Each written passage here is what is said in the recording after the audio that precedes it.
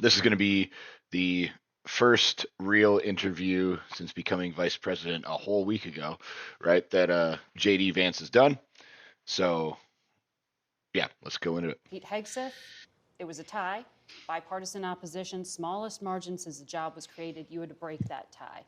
If the nominee can't unite your party, how's he going to lead 3 million people? Well, look, I think Pete is a disruptor. All right, so the first problem is both sides don't like this guy. So I don't care what JD says. Both sides don't like this guy because of the fact that he's not bought and paid for to produce war contracts, which then gets kickbacks to all the people who are voting him. Okay, so basically, if you voted against him, there's a huge likelihood that either one, you're a douchebag who thinks that, you know, if anybody ever does anything wrong in life, that they shouldn't be successful, which if you go through the rap sheet of every single person voting, Pete Hegseth is probably in the top 5 of best human beings compared to what some of these scumbags have done. Or two, you're profiting from it. So let's see what JD says. And a lot of people don't like that disruption, but Margaret, that disruption is incredibly necessary. If you think about all of those bipartisan massive votes, we have to ask ourselves, what did they get us? They got us a country where we fought many wars over the last 40 years, but haven't won a war about as long as I've been alive. They've got us a military with a major recruitment crisis, a procurement crisis that's totally dysfunctional, where we buy airplanes for billions and billions of dollars, terrible cost overruns, the delivery dates are always delayed. So we need a big change. Now, admittedly, there are people who don't like that big change, but it is necessary, and it's explicitly what Donald J. Trump ran on, and I think part of the reason why the American people elected him their 47th president. So the main That's a great answer, right? That's the politically correct way to say what I said. But go ahead. objective is changing all of that, that it's going to be Pete Hegseth alone? I'd say the main problem the main thing that we want Pete Hegseth to do is to fix the problems at the Department of Defense. And unfortunately, there are many. We've gotten into way too many wars that we don't have a plan for winning. We've gotten into way too many misadventures that we shouldn't have got into in the very first place. And our procurement process, Margaret, is incredibly broken. We're Those in are an era. decisions. I want to say this real quick. Why does this bitch get to interrupt the vice president of the United States? Like, if I'm JD Vance, I'm literally just standing up at this point and saying, do you want me to leave? Because I'm the vice president of the United States, and you're a shitbag reporter who makes what, 100 grand a year to just talk shit to people? You're on a news network that no one cares about. Like, I'm watching this on Twitter, okay? Nobody watches your guys' stuff. Literally, go look at the ratings compared to like top YouTubers, podcasts, etc. They get blown out of the water, yet they're on TV, so they magically think they have power. No, you're no better than me sitting across from them asking questions. You're just being a bitch to the vice president of the United States. Now, I would bet money that when they interviewed the other side, and here's the bigger problem, right? Is every single person in the country listened to these assholes talk shit about how Kamala had a chance and how she was going to win and how this was the change we needed and blah, blah, blah, blah, blah. And they spent $1.5 billion on her campaign to get every celebrity under the sun to say Kamala, Kamala, Kamala, Kamala, Kamala. And then she got blown out of the water. And the only states that Kamala won, go look this up, the only states that she won were states that didn't have voter ID. So what credibility do you have to stand on and interrupt the vice president of the United States, who just got elected in a landslide, and now we have the House, the Senate, the Supreme Court, and the presidency? Like, at what point do you go, and again, they act like they're fair. That's the problem, is they act like they're fair. They act as though they're trying to ask the tough question. No, you're being a bitch because your side lost, and so you get to interview the VP, which I don't know why they even do this. Like, what they should do is JD Vance should go sit down with Santino or with the, you know, like with Rogan or with any of the people who actually get ratings and views, right? Like, go sit down with them. Go sit down with them. Because you're going to get more views, you're going to get more exposure, and realistically, like, go sit down with the Paul brothers. Go sit down with Theo Vaughn, all of which massively dwarf the amount of views that this bitch gets. Anyway. Well, of course, they're policy decisions, but they're also logistical and implementation decisions. If you look at where we are with the rise of artificial intelligence, with the rise of drone technology and drone warfare, we have to really, top to bottom, change the way that we fund the procurement of weapons, the way that we arm our troops. This is a major period of disruption, and we think Pete Hegseth is the guy to lead the job. Now, there's another element to this, Margaret, too, which is we believe that military morale, at least until the election of President Trump, was historically low. You had the Army missing recruitment goals by tens of thousands of soldiers, and already recruitment is starting to pick up because Pete Hegseth is fundamentally a warfighter. To be fair, Pete Hegseth had nothing to do with recruitment going back up. The reason recruitment's going back up in the armed services is because they know Trump's not going to send them to go get killed for some stupid shit that doesn't matter to anybody in this country. Pete Hegseth has zero to do with that. Fighters leader at the Department of Defense. He is a guy who sees not through the perspective of the generals or the bureaucrats. He looks at things through the perspective of the men and women that we send off to fight in our wars. Both the Wall Street Journal Bingo. and the National Review, conservative publications, as you know, have been critical of Tulsi. Did she just call the Wall Street Journal a conservative publication? Hang on. I want to make sure. Hang on. Things through the perspective of the men and women that we send off to fight in our wars. Both the Wall Street Journal and the National Review, conservative publications, as you know, have been Totally. critical of Tulsi Gabbard. The Review called her an atrocious nominee who deserves to be defeated. They compared her defense of Edward Snowden, the fugitive who stole U.S. secrets, to an attorney general who thinks the mob gets a bad rap. Her refusal to accept U.S. intelligence findings that Assad gassed. If Snowden is a fugitive and a traitor, what's Joe Biden? That would have been my answer. What's Anthony fucking Fauci? And then I would have just slapped her in the face. His own people, they said, was like a nominee for OMB director not being able to count. Does any of this give you pause putting her in charge of the U.S. intelligence community? Yes or no? No, Margaret, look, these are publications that attacked Donald J. Trump obsessively. Thank you. But those publications don't determine who the president is, the And American ultimately people supported too. him. And Donald J. Trump. And ultimately supported him after he won. After it was obvious he was going to win. The Wall Street Journal being a conservative review publication is about the same as me being an expert on tampon insertion. Is the person who determines who his cabinet is, not these publications that I think, frankly, have lost relevance. The Senate will Tulsi ultimately Gabbard's. decide. Well, the Senate will provide advice and consent, as is its constitutional obligation, but I feel confident that Tulsi Gabbard will ultimately get through. Two things that are important to know about Tulsi. First of all, she is a career military servant who's had a classification at the highest levels for nearly 2 decades. The reason they don't like Tulsi is the same reason they don't like RFK, is because they swap sides. Okay, because they were tired of this stupid propaganda shit and they switch sides. That's why they don't like RFK and that's why they don't like Tulsi. Now, I have watched what I've watched on Tulsi. I have friends who know Tulsi. Matter of fact, I just had a buddy send me a picture. He's got an interview coming out with Tulsi. Him and his wife did one in SoFi Arena just last night or whatever. But at the end of the day, like, I have not seen a single thing that would make Tulsi any less capable than the dude who dressed up as a fucking chick who was in charge of defense last time with Biden, or the dude getting railed in the House, or the dude stealing women's clothes and dressing up as pup stuff or whatever the fuck it is that those weirdos do. Like, how are you going to say somebody with this type of military background, this type of record, and she's also the one who buried Kamala on stage. So what are we talking about? Like, whose credentials are we putting these up against? Because if it's anybody that the last administration had in office, she dwarfs them in every way. She has impeccable character, impeccable record of service, and she also. This is why they don't let me interview. Is going to bring some trust back to the intelligence services. The bureaucrats at our intelligence services have gotten completely out of control. They've been part of the weaponization of our political system, the weaponization of our justice system. We need to have good intelligence services who keep us safe, But part of that is restoring trust in those services, and we think Tulsi's the right person to do it. That's She why the doesn't trust president, those intelligence services. she recognizes that No one should trust those intelligence services.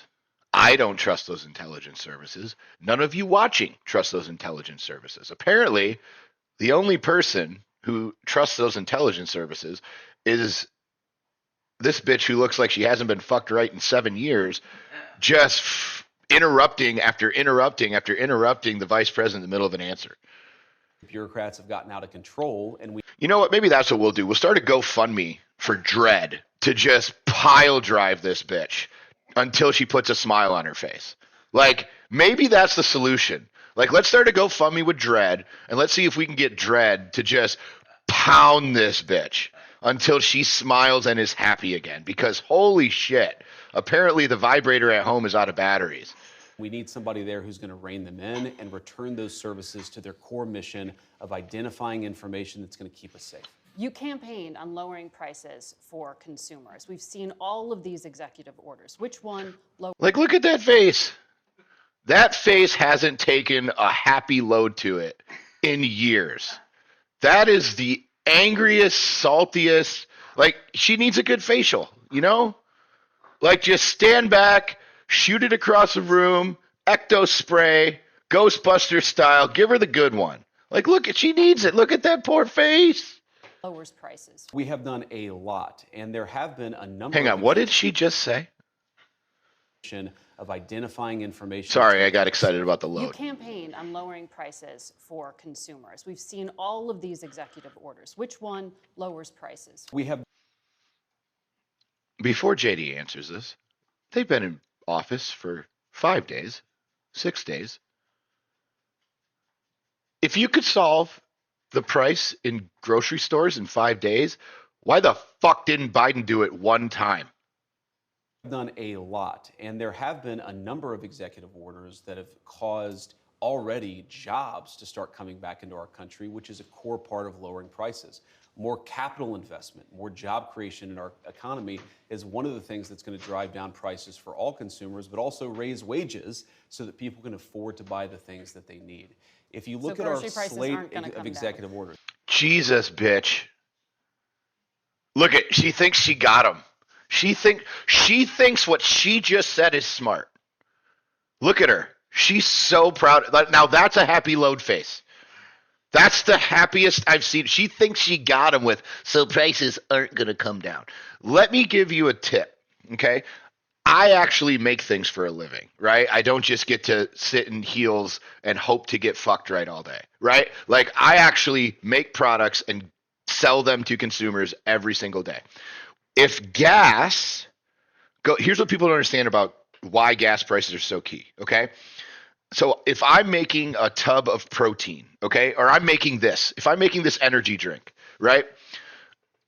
There's a lab that has to get all the ingredients. There's then a company that has to get all the cans. There's then all the ingredients have to be produced and made and manufactured and then sent. And then there's the label company that you have to deal with. And you have to get all the labels made and sent to where they can. And then once they're canned and once they're packaged and once they're ready, then they have to ship them to me. And then from me, I have to ship them out once they sell. So the problem is, every step on that chain, if gas is triple the cost, then they up their prices to the next level down. The end level is the consumer, the person who consumes the good. So the problem is guys like me and other small business owners, we incur every price hike along the way, which is what causes prices to go up. That is how inflation works. That is why energy and gas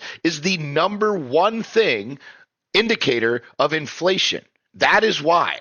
Okay? So I know she thinks she's got him right now, but she's never said something more stupid in her life. No, no, Margaret, prices are going to come down, but it's going to take a little bit of time, No right? shit. The president has been president for all of 5 days.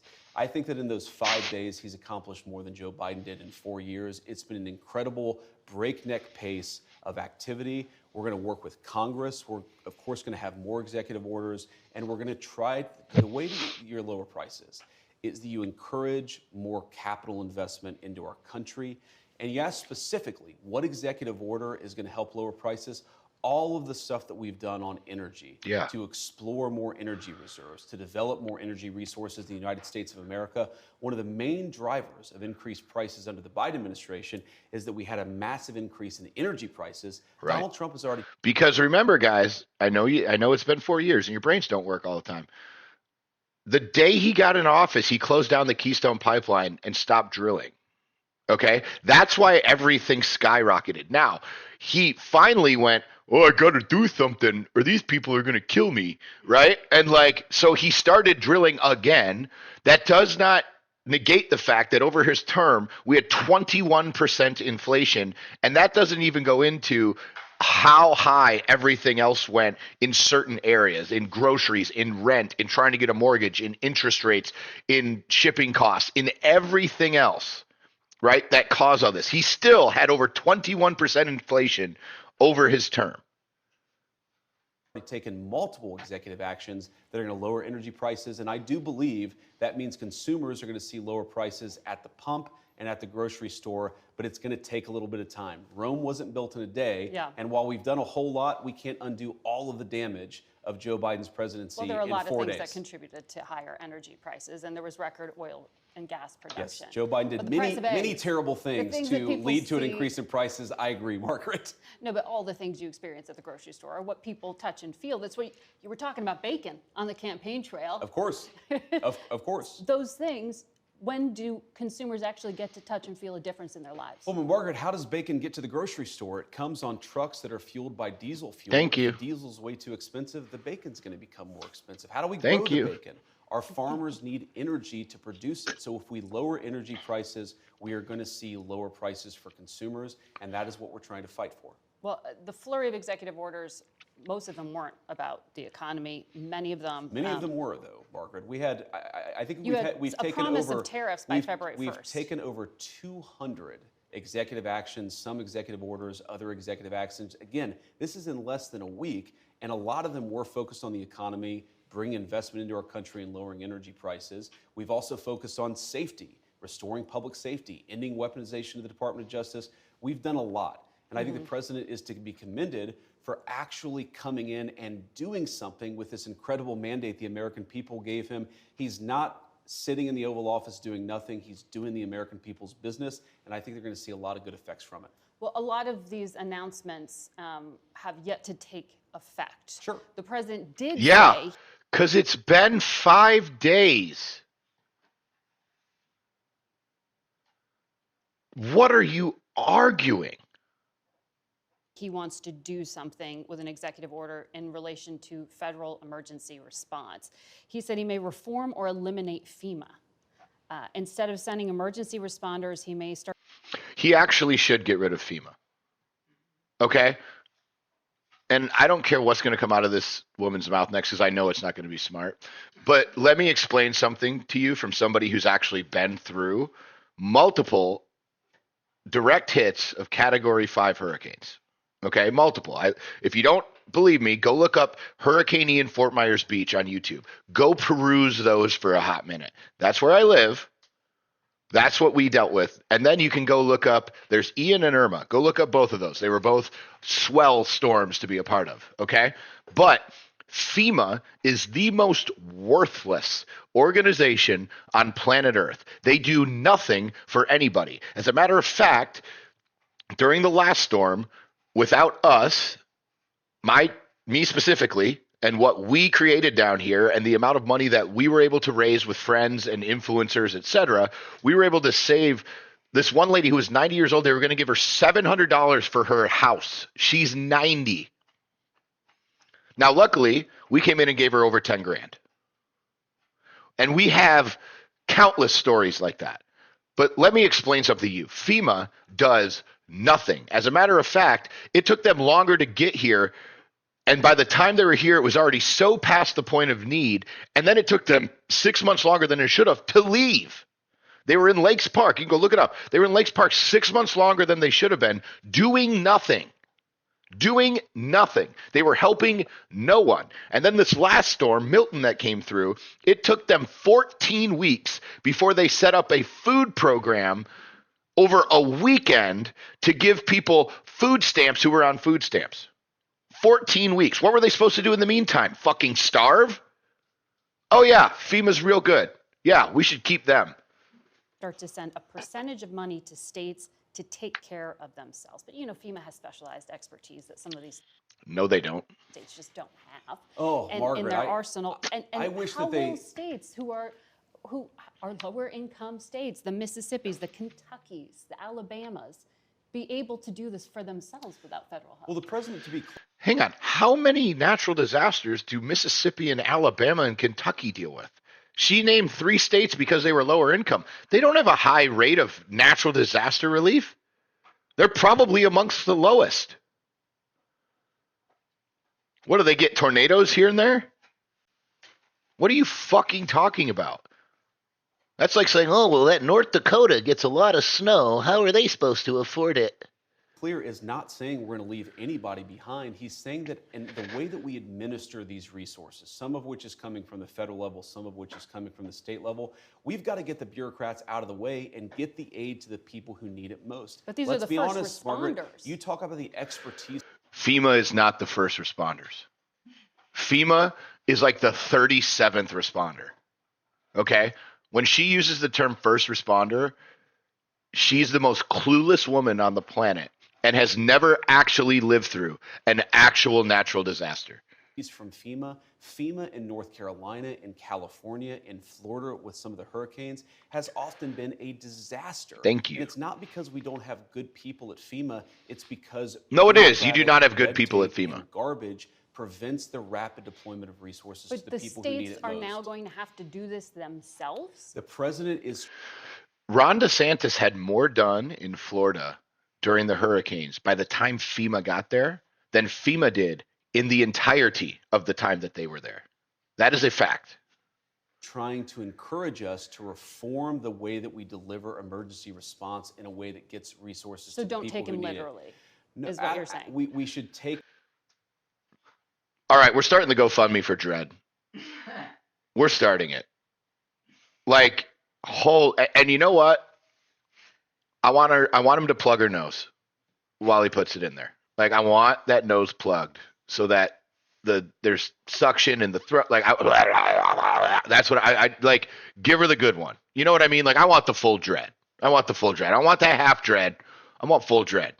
Take the president at his word that FEMA needs desperate reform, because it does. Margaret, when I went to North Carolina as VP-elect, but before we were sworn in, people would talk about how FEMA would get resources, food, medicine, water, to a warehouse, but then would have no plan to get it from the warehouse to the people in the mountains who were literally starving and thirsting to death. Mm-hmm. We can do so much better, and under Donald Trump. You know who was?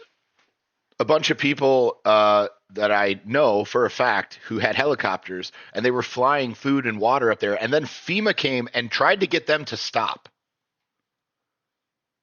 And they said, sure, you bring it. And they said, well, we have to do this and this. And no. So they were just going to let these people fucking die. That's actually, like, there's evidence of this everywhere. Trump's leadership, we will. But they work with the state and local officials. They often don't work well enough. And again, that's not because of the state and local officials? No, the FEMA management officials don't work well enough with the state and local officials to get resources to the people who need it. We should expect, and this is, I think, one of the fundamental premises of President Trump's leadership, the American people should expect more of their government. When there's a terrible disaster, they should expect food, medicine, and water to get to the people who need it. When there's a terrible fire in California, the fire hydrants ought to actually turn on.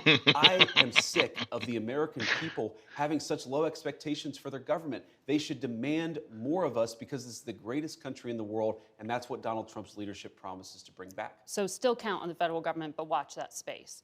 Let me ask you about another area that you campaigned on quite a lot and there was a flurry of activity on, and that has to do with immigration. Sure. The U.S. Conference of Catholic Bishops this week condemned some of the executive orders signed by President Trump, specifically those allowing immigration and customs enforcement to enter churches and to enter schools. Do you personally support the idea of conducting a raid or enforcement action in a church service, at a school? Well, let me address this. Of course.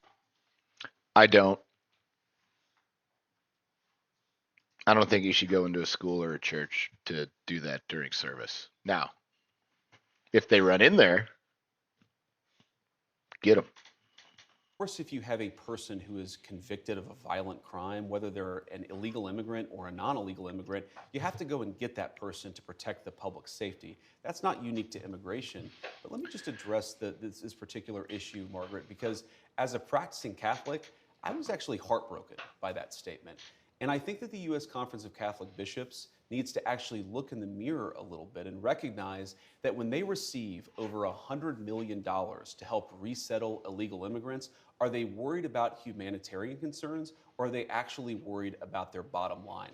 We are going to enforce immigration law. We're going to protect the American people. Yeah. Donald Trump promised to do that, and I believe the U.S. Conference of Catholic Bishops, if they're worried about the humanitarian costs of immigration enforcement, let them talk about the children who have been sex trafficked because of the wide open border of Joe So Biden. you personally Let them talk support them about going into people like schools Laken and Riley who were churches? brutally murdered. I support us doing law enforcement against violent criminals, whether they're illegal immigrants or anybody else, in a way that keeps us safe. Oh no! Let me ask Now this I know where question, she's Margaret. going. Let's separate the immigration issue. If you had a violent murderer in a school, of course I want law enforcement to go and course. get that person out. Of So what's course. the point of the question? You Oh, changed the regulation this week. That's the point of the question. Exactly. Giving the authority to Yes. go into churches and go Exactly. into schools. We empowered law enforcement to enforce But the that law also everywhere has to a protect knock-on Americans. effect, a chilling effect, arguably, to people to not send their kids to school. I desperately why would? Hang on. Hang on. So your logic is people would be afraid to send their kids to school if they knew that cops could come in and get a violent murderer who entered the school. Parents should be afraid to send their kids to school because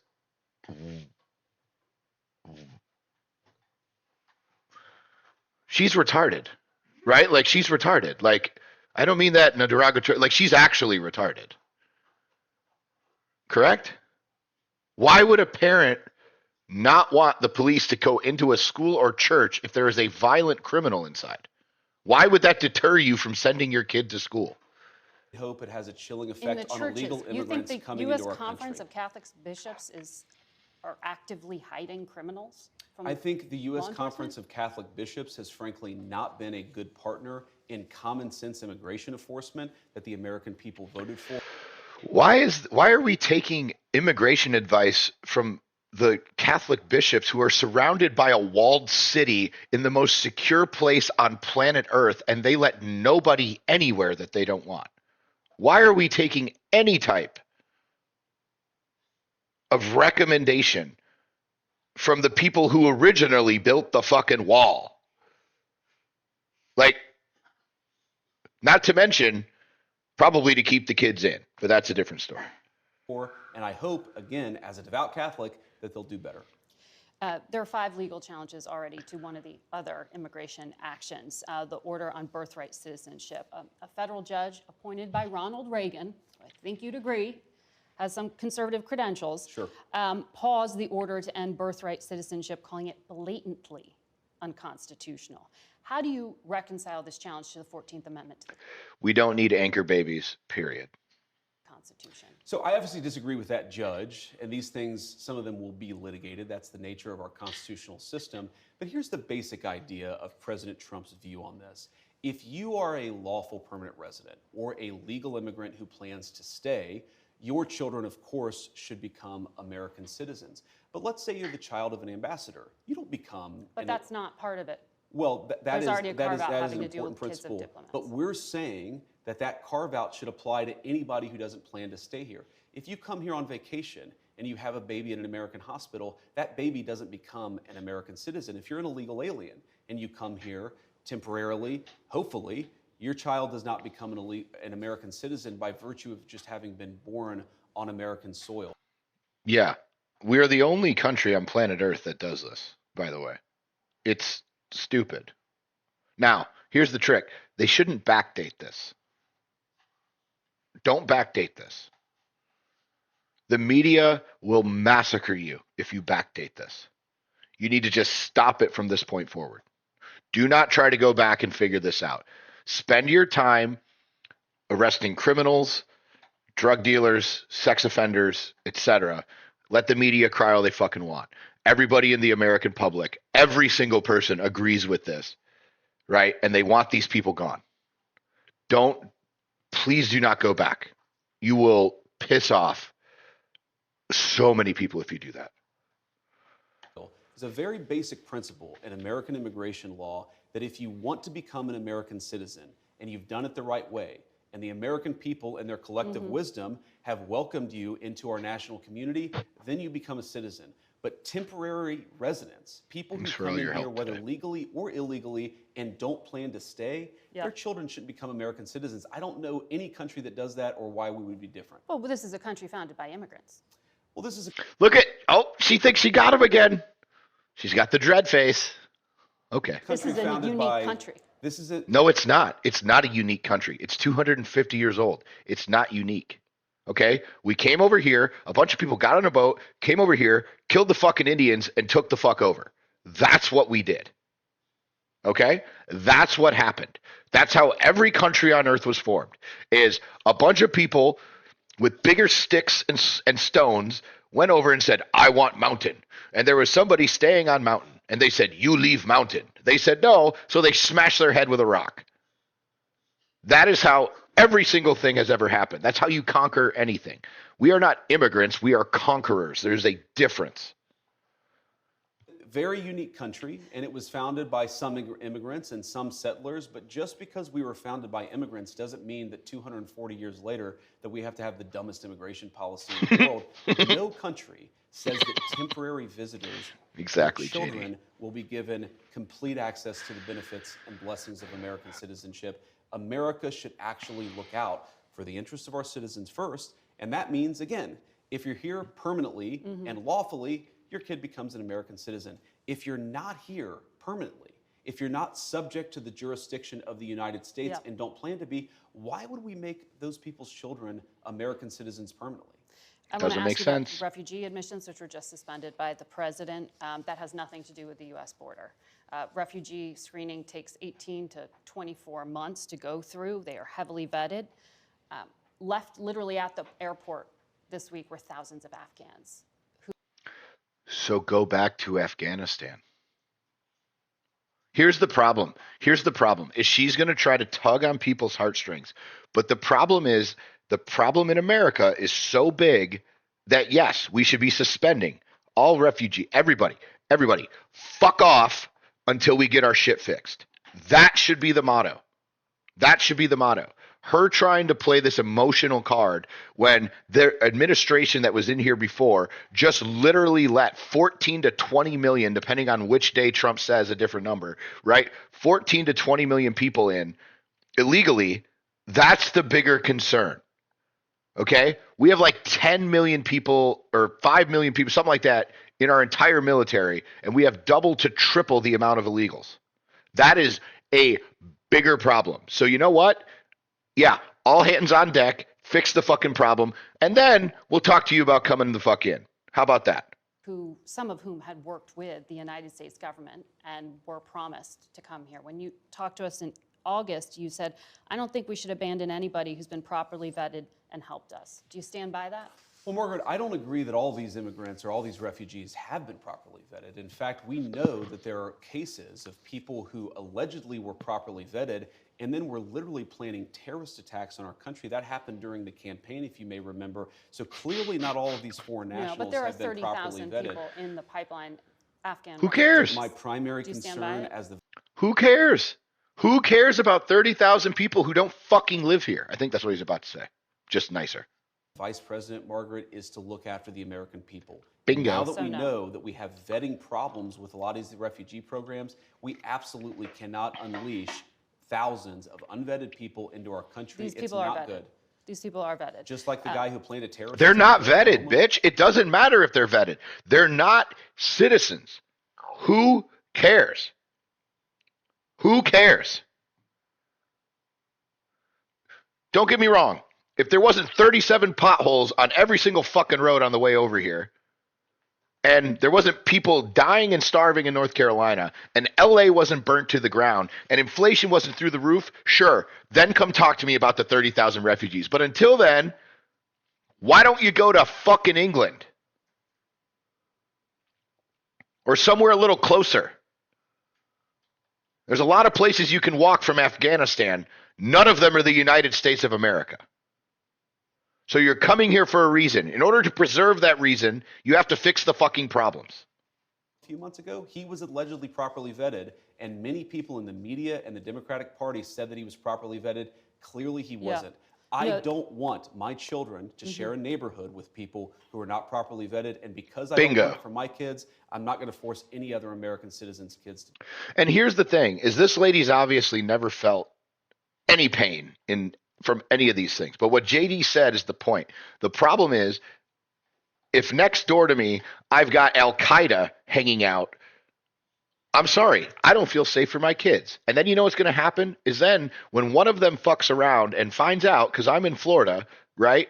And then magically now I'm on the news as a domestic terrorist, right? And again, for what? Because these people do not belong here. They're not citizens here. And they're they're literally doing things that are illegal. Like, if you don't come here legally, by definition, you are doing something illegal, which means against the law, which makes you a criminal for breaking the law. That is the finite logic definition. There is nothing to talk about here. Do that either. No, and that was a very particular case. It wasn't clear if he was radicalized when he got here or while he was living. Oh, shut up, bitch. Margaret, I don't want that person right. in my country. I don't care. I don't want him in my country. Perfect. 2 right weeks answer. ago, you were on Fox News and you said, if you protested peacefully on January 6th and had Merrick Garland's Department of Justice treat you like a gang member, you should be pardoned. If you committed violence on that day, obviously you shouldn't be pardoned. Did you counsel the president against these blanket pardons for 1,500 people? Well, Margaret, I noticed, including those who committed violence. Margaret, I noticed that you cut off the thing that I said immediately after that. The full quote is that, of course, there are gray areas. And here's the nature of the gray area. Merrick JD's Garland's owning her. Department of Justice denied constitutional protections in the prosecutions. There were double standards. Here's the thing. There are some people that they should not have pardoned. There's definitely probably a dozen people that they shouldn't have pardoned in the J6 stuff. However, here's going to be their argument. Their argument, and again, I know it because it's the same argument that all these idiots have from both sides, right? Is the right's going to say, well, they were in jail longer than all the people who were part of the Minneapolis riots or the Portland riots or the Seattle riots or any of the bullshit during COVID, right? The George Floyd riot, all the crap, right?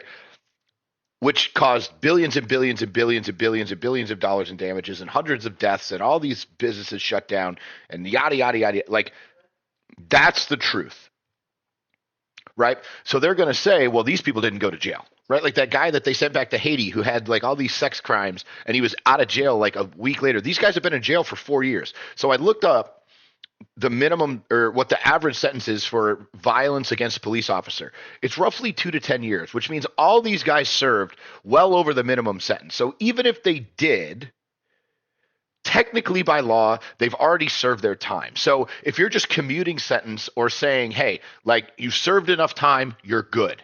Great. But there's a lot of people, a vast majority, over 95% of these people that were wrongly prosecuted and put in jail for a lot longer and need to be taken care of. And the problem is, that's the issue, right? And the problem is Trump is so against that whole thing that, yes, he's going to overexert himself. That's what he does.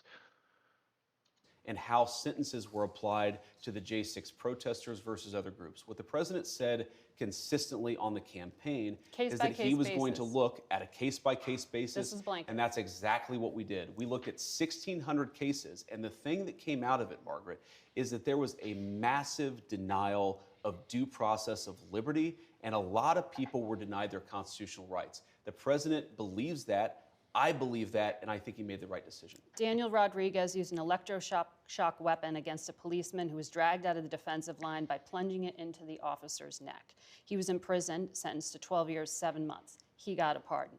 Ronald Maccabee hit a cop while wearing reinforced brass knuckle gloves, and he held one down on the ground as other rioters assailed the officer for over 20 seconds, causing a concussion. If you stand with law enforcement, how can you call these people unjustly imprisoned? Margaret, you're separating, there's an important issue here. They were in There's jail what for the 4+ people actually years. did on January the 6th, and we're not saying that everybody did everything perfectly. And then what did Merrick Garland's Department of Justice do in unjustly prosecuting well over 1,000 Americans in a way? We're almost done with this video, Is guys. violence 2 like minutes. that against a police officer ever justified? Violence against a No. police officer is not justified, but that doesn't mean that you should have Merrick Garland's weaponized Department of Justice expose you to incredibly unfair process, to denial of constitutional rights, and frankly, to a double standard that was not applied to many people, including, of course, the Black Lives Matter rioters who killed over 24 people and never had the weight of a weaponized Department of Justice come against them. The pardon power is not just for people who are angels or people who are perfect. And of course, we love our law enforcement and want people to be peaceful with everybody, but especially with our good cops. That's a separate issue from what Merrick Garland's Department of Justice did. We rectified a wrong, and I stand by it. I'm being told we're out of time, but I want to quickly Sure. ask you, the Please. richest men in the world were at that Capitol on Inauguration Day, heads of Amazon, Google, Mark Zuckerberg of Facebook. In August, you told us Google and Facebook are too big. We ought to take the Teddy Roosevelt approach. Of course they were there. Of course all the billionaires were there. They're there at every election. They're there at every election. Mark Zuckerberg donated $450 million to the Joe Biden campaign last time. Now he's on Team Trump. Why? Because he doesn't want to get his business shut down. Bezos was there? Yeah, no shit.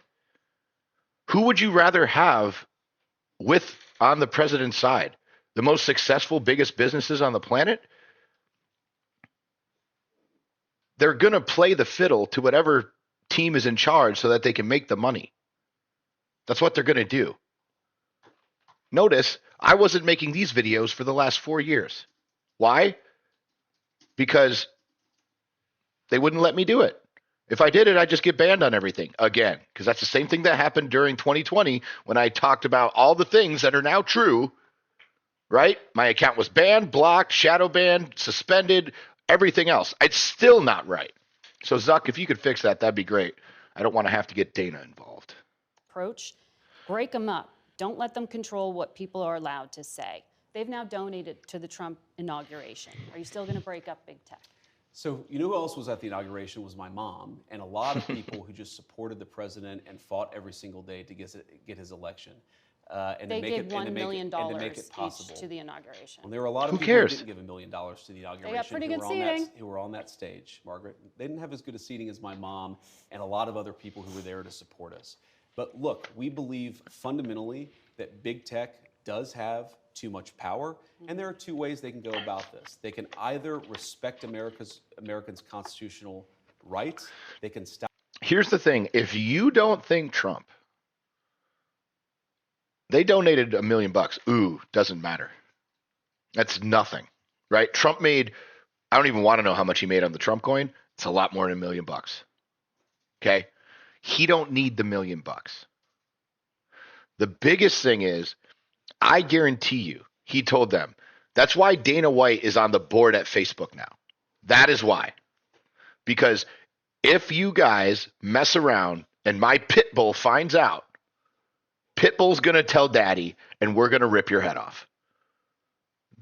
I guarantee you, knowing Trump, probably pretty close to those exact words. Stop engaging in censorship, and if they don't, you can be absolutely sure that Donald Trump's leadership is not going to look too kindly on them. So they're still on notice. They're very much on notice. They're very much on notice. Yeah. All right, guys. So that was the interview. Again, 20 minutes. I turned it into 40, but that's okay. There's some good jokes in there. I really hope they stop doing these. I really hope they just end legacy media. Like, just end it. Just stop. Like, when these guys call, just hang up. Don't even pick up the phone. Go talk to somebody else. Talk to a podcaster. Talk to a YouTuber. These people, they don't deserve your time. They don't deserve our views. They're not good at what they do. This was obviously biased from the get go, and he smashed her in the head.